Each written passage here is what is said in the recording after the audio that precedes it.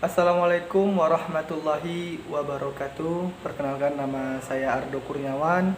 Saya dari Sejarah Peradaban Islam semester 3 kelas A. Di sini saya akan menjelaskan beberapa tentang bab toharoh dan air suci. Yang pertama, toharoh. Secara bahasa, toharoh artinya membersihkan kotoran, baik kotoran yang berwujud maupun yang tidak berwujud. Kemudian secara istilah, toharoh diartikan menghilangkan hadas, najis, dan kotoran dari tubuh yang menyebabkan tidak sahnya ibadah dan lainnya, menggunakan air atau tanah yang bersih.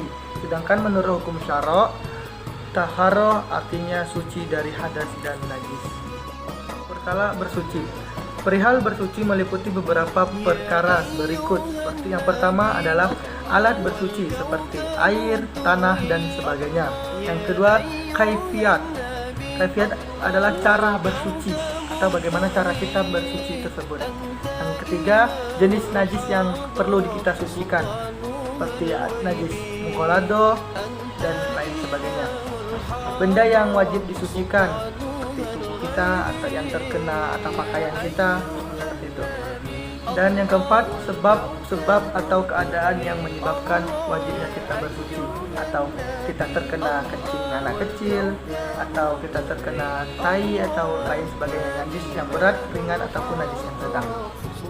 Bentuk toharoh. Bentuk toharoh itu juga dibagi menjadi dua. Yang pertama, toharoh dengan air seperti untuk wudhu dan mandi besar atau mandi junub.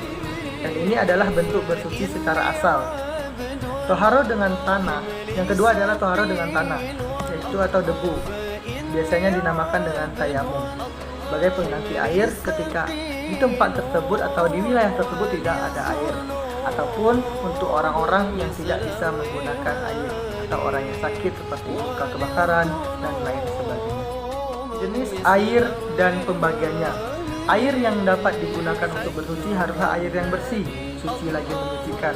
Air tersebut bisa berasal dari langit, hujan, maupun berasal dari bumi, air, tanah, dan air laut yang masih murni dan belum pernah digunakan, bukan bekas yang sudah dipakai.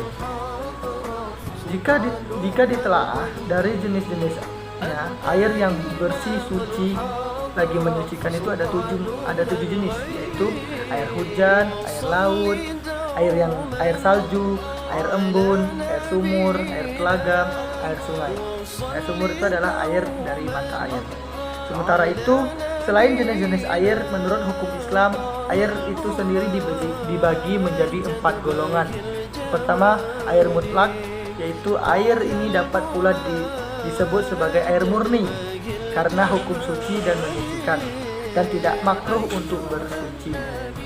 Yang kedua, air musyammas. Air ini adalah air yang dipanaskan dengan sinar matahari di tempat wadah yang tidak terbuat dari emas. Hukum air ini adalah suci lagi menyucikan, namun hukumnya makruh untuk digunakan untuk bersuci. Ada pula ulama yang memakruhkan air memang sengaja dipanaskan dengan api. Yang ketiga, air musta'mal. Air ini adalah air bekas menyucikan hadas dan najis. Walaupun air ini tidak berubah rasanya, warnanya, serta baunya, akan sebenarnya air ini masih bersih dan suci, akan tetapi air ini tidak dapat digunakan untuk bersuci. Yang keempat yaitu air mustanajis. Air ini adalah air yang sudah terkena atau tercampur dengan najis, sedangkan volume kurang dari 2 kula atau sekitar 200 liter. Hukum bersuci menggunakan air ini adalah tidak boleh sama sekali karena tidak suci dan tidak pula menyucikan. Namun apabila volumenya lebih dari 2 kula dan tidak berubah sifatnya seperti bau, rasa, dan warna, maka air itu boleh digunakan untuk bersuci. Terus yang keempat ada air yang bercampur dengan barang suci. Air ini adalah air mutlak pada awalnya, kemudian air ini tercampur atau kemasukan sesuatu dengan barang yang sebenarnya tidak najis, misalnya sabun atau bahan makanan. Air seperti ini hukumnya tetap suci, namun jika sifat air sudah berubah seperti rasa, bau, dan warna, maka air tersebut menjadi tidak bisa digunakan untuk bersuci. Oke, baiklah, itulah yang dapat saya sampaikan. Kurang dan lebih saya mohon maaf. Semoga apa yang saya sampaikan bermanfaat bagi kita semua, dan semoga kita semua selalu diberi kemudahan dalam menjalankan ibadah kepada Allah. Sekian, terima kasih. Wallahu muwaffiq ila aqwamit thoriq. Wassalamualaikum warahmatullahi wabarakatuh.